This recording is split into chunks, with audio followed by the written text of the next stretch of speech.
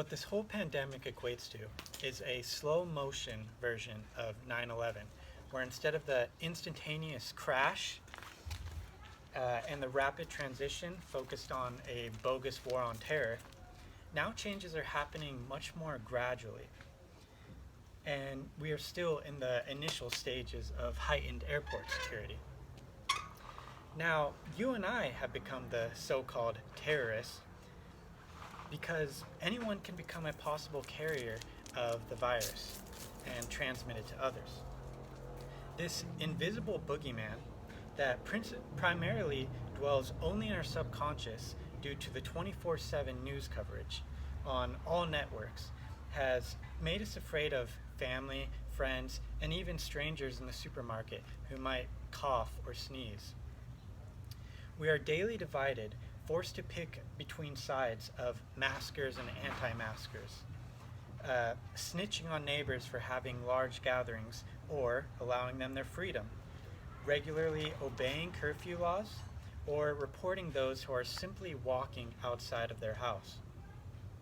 Even though it is elites that are our true enemies, they have repeated the dangers of the virus so much that now we police each other so that they don't have to.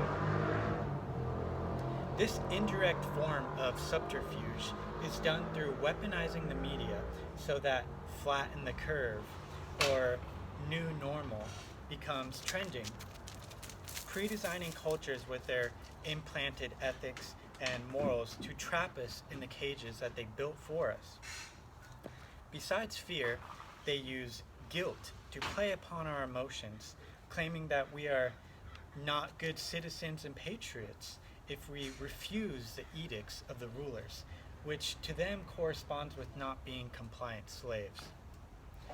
We have to stop being afraid of whatever government says we are to be frightened of.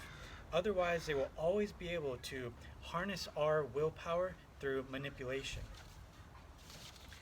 One of the many reasons that they want to disconnect us from one another with masks that rob us of our humanity, or putting limits on the amount of people we can come in contact with, both forms of social engineering, is to weaken the bonds of community and lessen the strength of relationships between individuals, thereby making us not as capable of resistance towards the state.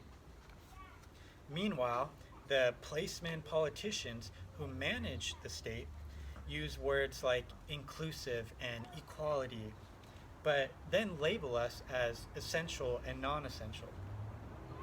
Being the hypocrites that they are, they break the very rules that they make, but still expect the rest of us to follow them, mainly because this is all just a game to them. If you look up Event 201, proof of the pandemic, you will see that our controllers gave us forewarning, as they often do give us signs ahead of time, either because they would like a challenge, since it is so easy to govern us, or because they know that we still won't revolt, even if we know their plot ahead of time. In Event 201, just months before that outbreak reached news stations, officials and panel members flaunted details of what the new world would look like, going over everything from airline restrictions to dining and hospitality regulations. This really is just a joke to them, since the virus is not the deadly killer that they would like us to believe. And they laugh when on TV the camera pans over athletes or assemblies of people, all covering their face because the elites relish in how they can disrespect us through such an illogical con. While we wear a mask because we think we are trying to protect ourselves or trying to protect others, the rulers are thinking, look at what we can make the masses do. Look at the amount of force the state has, either financially through fines or physically through the mercenaries of the state, like police and soldiers that carry out martial law. For our overseers, They know how to play both sides of the field, making our reaction to their rules a win-win in their favor. It would be like if you're playing a card game and not only are you able to see your hand, but you can look over and see the opponent's. If we were to go along with everything that they say, follow all the safety measures, never leave our house, always wear a mask, whatever, then they win because now we just gave them all the power. On the other hand, if we were to rebel and say, no, this is getting out of hand, we don't want to do this anymore, we're not going to do what you say all the time, we're not going to believe everything that the news says, then they still win, because then they'll be like, oh man, look at the cases, they keep climbing, look at how inconsiderate these people are, look at the dangers getting out of hand. So it's a win-win situation for them. That's because tyranny is when a healthy person is prohibited from their freedoms, while quarantine is when a sick person is isolated to be medically treated. In reality, a virus could care less about your anxiety or the economy. So it is the establishment mandates that are to blame for loss of livelihood, starvation, and death worldwide. If you look at the Black Death that ravaged the Middle Ages, no propaganda was needed for people to see that the plague was upon them. People could just walk out into the streets and see the dead bodies piling up. Meanwhile, the aristocracy could just go to their country estates or could hide in their castles because they didn't care if the peasants were just dying all over the place. For all we know, the ruling class just gave a name to one strain of the common cold or flu, then played upon our germ phobia that has been implemented for decades. Just ask yourself, don't you think doctors and nurses know how to do their job? How is it that all their years of training can be sidelined by new guidelines from on high, altering everything because this virus is so novel and unpredictable and unlike anything that man has ever encountered before? Then again, are you aware of the incentives hospitals receive for labeling someone as a COVID death? How about if someone were to die with COVID versus from COVID? And if someone were to, I don't know, have cancer, have heart failure, have lung disease, and then a cold or COVID were to come along and be the last straw that broke the camel's back, so to speak, then hospitals can automatically just put, well, this person died from it, not with it.